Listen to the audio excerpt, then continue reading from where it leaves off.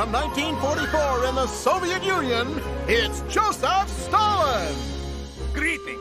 You know, life of brutal dictator isn't always sunshine and lollipopsky. Sometimes it's lonely job. But when I'm feeling cranky and a little blue, I sit around and consider the many things which make me happy. Creating terror with government purges, acting out all of his monstrous urges. Big Brother plots that would make Orwell blush. These are the things that sure give me a rush. Spying on Lenin and murdering Trotsky, vexing the West with his communist plotsky, turning your dreams into scary nightmares. That is the way I forget all my cares. When the Germans head for Moscow and the weather's vile, I simply look on as they all freeze to death, and that really makes me smile.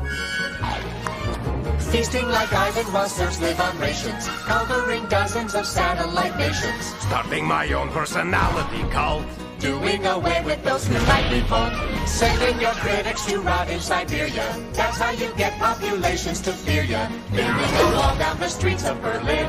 This kind of thing makes me flash quite a grin. If the people call for freedom or democracy, I'll simply bump off everybody until there's nobody left but me.